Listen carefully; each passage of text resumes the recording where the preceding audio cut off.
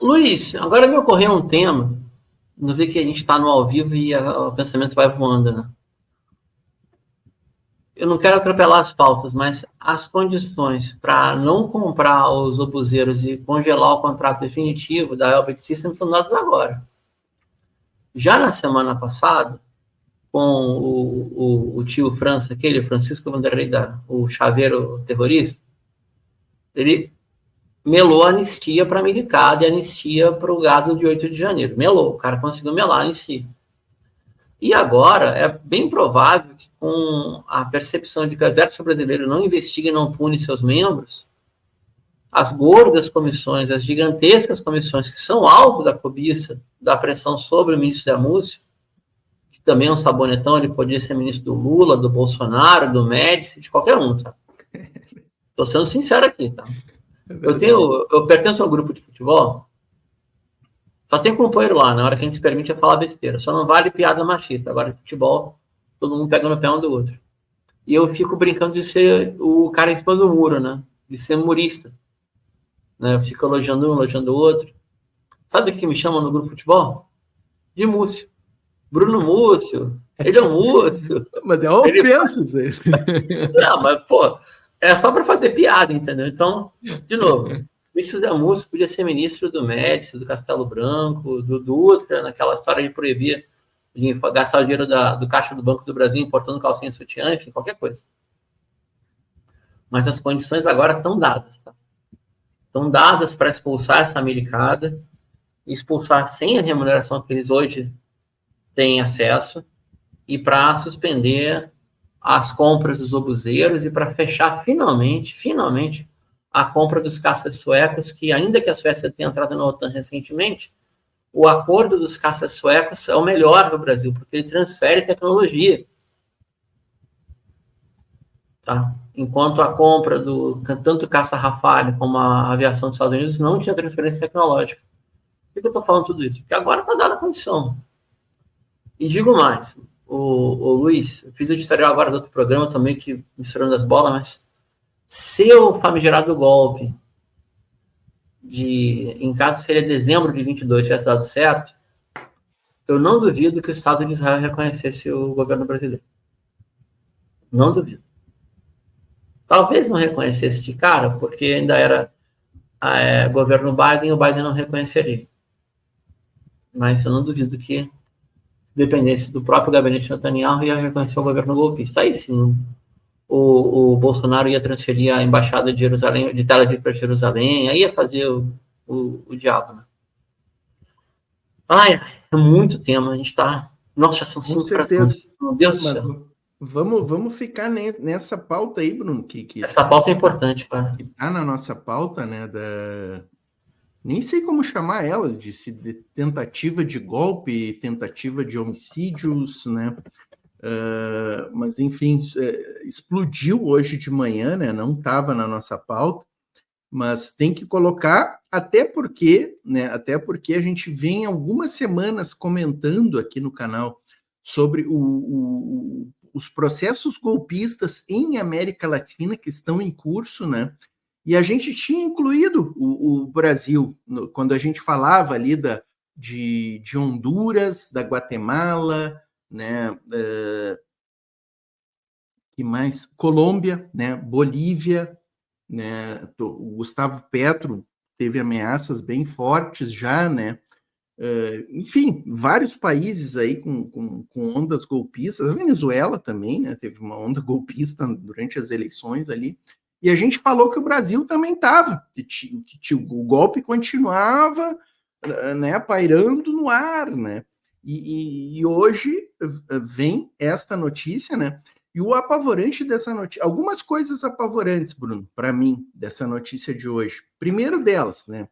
O Braga Neto era o grande articulador desta... Como é que eu vou dizer? Desta... Conspiração? Do plano, né, da conspiração. Como é que era? Punhal Amarelo? Não, Punhal Amarelo foi a operação da PF, né? Ou era a operação... Punhal Verde e Amarelo, acho que era o nome do complô, da conspiração. Era o nome do complô deles, né? Punhal Verde e Amarelo. Embora no relatório da Polícia Federal ali tem as armas que eles utilizariam para levar a cabo, e aí tem ali metralhadora, lançador de granada e um outro que é esses de atirar em tanque de guerra. Eles estavam É um obuseiro, não, obuseiro de ombro. De ombro aquele. Lança-rojão, mas é um rojão de ombro que cura blindado. Lança-rojão. Eu estava vendo no ICL Notícias, agora no final ali do ICL Notícias, eles trouxeram ali a folha do relatório da polícia que tem as armas desenhadas ali. Então, assim, o Braga Neto era o coordenador da Punhal Verde Amarelo, né? Um general, né, que é assessor parlamentar, não sei se ainda é, mas foi, pelo menos, do Pazuello, né? O Pazuello tá quietíssimo, né? Tá quietíssimo, né? Eu acho que tem que ir em cima do Pazuello, gente. Pô, o Pazuello tá aí, deputado, né? Tranquilo, como se nada tivesse feito, né? O cara que era o ministro da Saúde durante a pandemia das 700 mil mortes. Mas, bueno, vamos ficar na pauta, né? Então, tem o Braga Neto coordenando, tá? Um general de 4 estrelas, parece, envolvido, foi preso preventivamente na operação hoje, né? Enfim, é tanta coisa que está envolvida nisso aí que a gente fica estarrecido, né, com o que acontece aí. E esse evento, realmente, Bruno, como tu falou, ele abre várias oportunidades, né, para o governo Lula, né. Eu já vi aí gente metendo pau no Lula, né, porque o Lula tinha que ter feito uma declaração hoje, já não fez, o Lula tá covarde. Em pleno G20? Exatamente, né? Exatamente. Amigo, a internet também, cara, é filial do... Se eu falar que eu sou antimanicomial, não posso falar que é hospício, mas é a filial do desequilíbrio, né? É impressionante. Em pleno G20 não tem que falar nada. Mas, assim, uma coisa que eu ouvi hoje, na mesma linha que tu falou, do Múcio com os obuseiros, do cancelamento definitivo desse contrato, né? Eu vi alguém falando o seguinte, né? Que era uma janela interessante para aproveitar da questão dos cortes, né? Para tocar os cortes, vamos tocar os cortes todo nas Forças Armadas agora, né? Também abriu essa oportunidade aí para o Fernando Haddad apontar para as Forças Armadas aí, fazer os cortes que tem que fazer lá em relação a eles, né? E, enfim, eu espero sinceramente. Eu vi alguma coisa que agora no final da tarde o PSOL pediu a prisão preventiva do Jair Bolsonaro, né? Então já deve estar lá, deve estar na mesa do senhor Paulo Gonet, né? Que está em silêncio, está tranquilo, né? É outro que está tranquilinho, nada está acontecendo, parece, né? O PGR está assim, enfim. Mas é isso, né, Bruno? Então, é muita coisa, ainda vai aparecer mais coisa aí por diante, né? E vamos ver, né? Eu espero realmente que o nosso judiciário atue fortemente, né? Porque se não atuar fortemente, cara, com isso tudo que apareceu agora, realmente vai ficar muito difícil para 2026, né? O clima vai ficando cada vez pior. Quando tu tem um acontecimento como esses e nada acontece, tu abre margem para que a sujeira saia do esgoto livremente, né? Pois é, Luiz, tudo que eu li, ouvi e acho que tem a ver com o nosso programa, ou seja, tem a ver com essa relação Brasil-continente ou essa percepção conjunta da América Latina, é o seguinte, né? Primeiro, as Forças Armadas dos nossos países, e o Brasil é central para isso, tá? Elas estão cada vez mais aceitando a ideia ultrapassada do inimigo interno, estão cada vez mais aceitando, às vezes, a chamada solução Costa Rica, que é não ter exército nenhum, não ter força armada alguma, e ter só uma espécie de guarda nacional para lei e ordem, mas se o país tiver algum tipo de interesse ou algum tipo de conflito, fica totalmente à mercê dos Estados Unidos. E o tema de fundo é que, Luiz, desde que voltou a democracia burguesa, a democracia liberal, que existe, a gente chama isso na ciência política de um insulamento, né? Como que as Forças Armadas são uma ilha tecnoburocrática, com valores próprios. Toda burocracia tem valores próprios, com valores muito próprios. E o sistema de ensino não mudou, sabe? Então, a gente... Pensa só, tu é um oficial, sei lá, tá na escola de cadetes ou na escola de aspirantes, seja Agulhas Negras, seja Pirassununga, seja Escola Naval.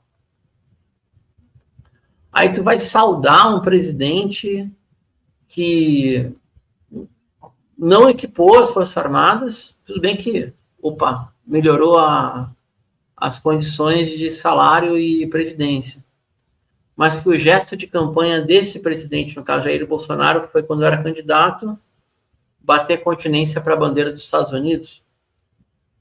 Pensa só, pessoal, qual o sentido disso? Ou que tinha como grande pretensão arrumar um conflito de fronteira com a Venezuela, e o boneco do poço, né, o Ernesto Araújo, aquele ex-chanceler brasileiro que se orgulhava de ter sido eu dizia, eu tenho orgulho de ser um pária mundial, não vejo nenhum problema do mundo do Brasil ser um pária planetário, uma estupidez desse tamanho. E pensem que este jovem oficial aspirante, ou essa jovem oficial aspirante vai ter esse tipo de gente como modelo de liderança política? Faz o menor sentido, né, pessoal? Não faz o menor sentido. Outra situação que a gente tem que pensar também é para que servem as Forças Armadas? Eu estou pensando, justificando um pouco até a formação em ciência política, a docência em RI. Em tese, dentro de um estado semiperiférico como o Brasil, uma potência média, interna ascensão, deve para também garantir, assegurar os chamados objetivos nacionais. Agora, ser o objetivo nacional permanente, como dizia o próprio Golberini. Mas se o objetivo, a meta nacional permanente, for ser cada vez mais dependente, e que o domínio interno e a garantia da posição subalterna do Brasil como exportador de minério e grãos seja uma praga ad infinito, que o grande mérito nas relações com os Estados Unidos seja com o poder hegemônico que projeta sobre nós a sua influência, seja ceder a base de Alcântara como ela foi cedida. Então, qual é o sentido? Qual é o sentido? Qual é o sentido de ter marinha se as 200 milhas não são protegidas e se qualquer empresa de exploração de petróleo pode perfurar até o pré-sal, como mudou o marco do pré-sal? Qual o sentido disso? Qual o sentido de ter a defesa das estruturas permanentes brasileiras, como, por exemplo, o fornecimento de energia elétrica, se a empresa Enel, ou Enel, ela é uma estatal italiana de capital aberto, não cumpre com o seu contrato, e a Petrobras foi roubada no governo Bolsonaro, transferindo o controle acionário para o Grupo Lema, para o grupo liderado por Jorge Paulo Lema. Qual é o sentido de tudo isso? Qual é a razão de ser, de se afirmar patriota, ficar marchando em frente ao quartel e não querer proteger um palmo de terra do país, as riquezas nacionais? Qual é o sentido disso? E aí a gente vai lembrar um pouco, vou me permitir essa analogia até anacrônica, enquanto o Luiz não volta, deve ter caído a luz lá na casa dele em Porto Alegre, que é o seguinte, pessoal. Quando deu a guerra entre França e a Prússia, já era a Prússia de Bismarck, rumando para a unificação alemã, já era a Confederação Alemã recém-unificada, houve uma derrota da França para a Prússia, ou para a Confederação Alemã recém-unificada. E a derrota foi vergonhosa, né? Então, na época, Versalhes, onde é o Palácio de Governo, não era uma conurbação, não era uma região metropolitana de Paris, tinha certa diferença ainda, a distância, né? De área rural a semi-rural. E o palácio, Luiz, se entregou às forças prussianas que eram tidas como invasoras, e o exército regular francês passou a ser comandado pela força dos invasores. e a união de invasores externos e o Exército Nacional que perdeu a guerra se junta, né, e vai, como grande meta estratégica, subordinar a população de Paris que tinha criado a Comuna de Paris. Talvez a primeira experiência socialista do mundo operário que saiu vitoriosa. Não foi a primeira insurreição operária, não foi. Mas foi a primeira experiência socialista que enfrenta um Estado inteiro, no caso 2. Né? Eu não duvido que no Brasil aconteceria a mesma coisa. Então, a gente tem forças armadas que ainda quando fazem alguma aventura anti-imperialista, como foi o caso da Guerra das Malvinas, não colocam todo o seu dispositivo para lutar. Pensa só, nas Malvinas, a Força Aérea lutou muito bem. A Marinha, mais ou menos. Teve setores da Marinha Argentina que se renderam sem dar um tiro. Mas mandaram para as Malvinas conscritos, né, recrutas de áreas muito quentes, como, por exemplo, a província de Corrientes, a província de Resistência, a zona chaqueña, província do Chaco, na capital Resistência, Santiago del Estero, ou seja, regiões muito, muito quentes que foram lutar nas Malvinas contra regimentos profissionais britânicos, sem equipamento adequado, num lugar onde, diz a piada da época, a piada macabra, onde pinguim passa frio. Então, tipo, vamos perguntar com toda a franqueza do mundo, né? Eu não sou daqueles que acham que um país não tem que ter força armada. Embora eu esteja convicto que eu não admito, como socialista, que um soldado, um sargento, um suboficial ganhe menos, trabalhe mais e coma pior que um oficial. Não faz sentido nenhum. Na modernidade, a gente tem oficiais de praças. Podia ser uma academia única. Num exército socialista dos trabalhadores, os oficiais poderiam ser eleitos por turno. E cada um de acordo com a sua capacitação técnica, mas isso numa revolução social. Mas eu não admito essa história de honra militar, quando a grande honra militar é assegurar alguns privilégios e nem privilégio, né? Algumas posições de acesso ao poder do Estado, e acaba que eles pagam o pato por tabela. Tipo, as grandes empresas têm uma sonegação na forma de isenção fiscal de 546 bi. O orçamento da defesa, ele é gasto, tem mais gasto com a oficialidade e com o rango dos oficiais do que com as tropas. Não faz menor sentido isso. Tem mais militar no Rio de Janeiro do que na Amazônia. Tipo assim, não faz sentido nenhum. A não ser que o sentido seja não fazer sentido, seja criar uma carreira de Estado preservada para manter alguns privilégios corporativos de uma classe média uniformizada, que é o caso da Americana, e, para encerrar minha lenga-lenga, em última análise, servir como controle interno de última instância. Cara, se eu tivesse o treinamento de uma brigada de comandos, por que eu ia aplicar esse treinamento para eliminar alvos civis do país a qual eu sirvo? Pô, quer fazer besteira, amigo? Vai para Washington, sabe? Não é? Briga de cachorro grande. Né? Pô, vai para Londres, cara. Quer fazer coisa séria? Vai denunciar as bases militares anglo-saxões que estão entre o Brasil e a costa africana. Você pega o mapa do Brasil, Luiz, todo mundo sabe disso. Tá? O Atlântico Sul é recheado de bases navais, ou britânicas ou estadunidenses, e tem cada vez mais bases terrestres dos Estados Unidos. O Marcelo tem razão, ó. Tem que mudar o sistema, o Marcelo Colagrande, tem que mudar o sistema de ensino. Entendeu? Agora, tipo, por encerrar, cara, eu fico estarrecido, tá? Tô brincando de poliana, não, fico mesmo. Eu vi na campanha eleitoral do Rio de Janeiro o delegado Ramagem, né, que aqui o pessoal não vale nada, chama de delegado postagem ou pastagem, andar com camisa da Força Expedicionária Brasileira, da FEB, cara. Qualquer um que é antifascista tem orgulho da FEB. A FEB estava recheada de militante de esquerda lá dentro, como voluntário, recheada. Enfim, é tudo um sem sentido completo, que, em último caso, qual é o sonho dessa gente? Morar em Miami? Entendeu? Transformar o país numa colônia dos Estados Unidos? Enfim, eu fico realmente estarrecido, sabe? Agora, Luiz, sendo sincero, te devolvo a palavra. Obrigado, Regina. o partido de governo, ele não está preparado para enfrentar o inimigo interno. Ele não tem uma direção nacional à altura de uma conspiração militar. Hoje, o Partido dos Trabalhadores é o partido mais republicano que o Brasil já teve. E aí se fia nas instituições republicanas. Ainda bem que essa americana é burra e tirou o Xandão como inimigo.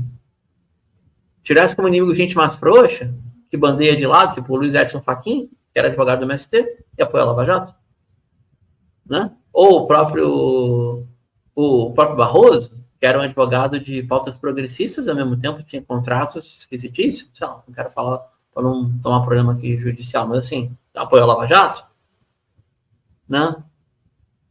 Então, tiraram como alvo que não podia tirar como alvo. Mas fosse o próprio Toffoli, que era assim com o Bolsonaro, que era advogado do PT,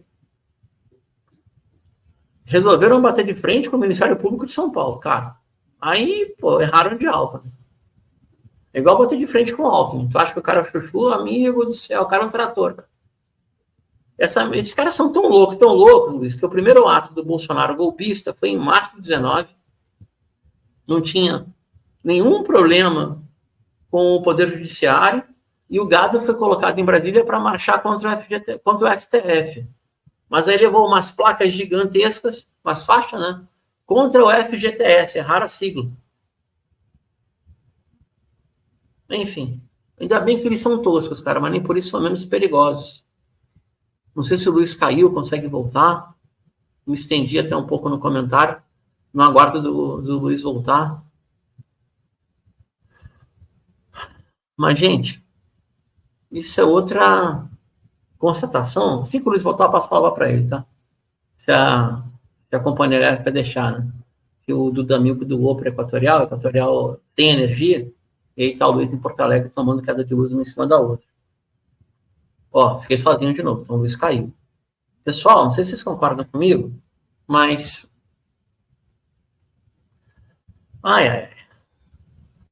Se a gente for ver país por país da América Latina, existe um risco de instabilidade, virada de mesa, tomada de poder, com a participação direta ou indireta das Forças Armadas. Isso ocorreu no estado de exceção do Equador, em 19, em parte ocorreu no governo Ivan Duque, durante o levante social, tanto de 19 como de 21 na Colômbia. O nível de repressão foi absurdo no Chile, pena que o Victor não está aí. Os carabineiros, inclusive o ministro da Defesa do Interior da época, comandante-chefe de carabineiros, perdão, está sendo julgado por crime de um procedimento criminoso como chefe de polícia, da Polícia Nacional do Chile. O golpe contra Fernando Lugo, em 2012, teve a mão da milicada. A última grande tentativa de golpe na Venezuela, em 2019, teve o aliciamento da inteligência e da contra-inteligência. No Brasil, seria impossível a comoção social que houve com a Lava Jato e com o bolsonarismo se não fosse o alto comando das Forças Armadas, ou seja, eu insisto com isso, te devolvo a palavra agora, Luiz. A gente tem ainda, na América Latina, uma questão militar a ser resolvida. Infelizmente, é verdade. Devolvo a palavra. Com certeza, e eu acho que tu tens toda a razão quando tu tocou que um grande problema do PT é o seu republicanismo exacerbado, né? Até o pessoal nas redes sociais aí, o pessoal da esquerda radical tem uma piada que eles fazem, né? Que os grandes problemas do Robespierre, do Stalin, foi ter amado demais, né? E o PT tem esse probleminha também. O problema do PT é amar demais, é ser republicano demais, né? Indicar para o STF algumas figurinhas liberais, né? Que são totalmente anti-trabalhador. Né? Tá aí o julgamento que teve há 2 semanas, acabando com a estabilidade no serviço público, né? Acabando com o sistema estatutário, liberando a contratação de servidores públicos pela CLT, né? Que é o mesmo que acabar com a estabilidade, né? E isso demonstra bem o que é o nosso STF.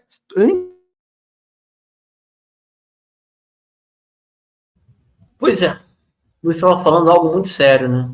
Que, vamos lá, embora se dependa da Suprema Corte para manter o país em democracia liberal, sejamos sinceros, depende da Suprema Corte, embora a Suprema Corte tenha sido o alvo da conspiração da extrema-direita com a própria extrema-direita no poder, foi a Suprema Corte que avalizou a Lava Jato, foi a Suprema Corte que elevou a uma tese a questão da Constituição mutatis mutandis, que o Bob Lula, né, o Luiz Roberto Barroso, colocava, que ela tem que ser de acordo com a pressão popular, etc. É a Suprema Corte que, a cada tanto, destrói direitos do mundo do trabalho, como agora, que na prática, ao admitir que o Estado possa contratar via CLT, na prática acaba com a estabilidade do serviço público. Enfim, se o Supremo Tribunal Federal é o guardião da Constituição, está guardando uma Constituição que não foi escrita. Esse é o fato.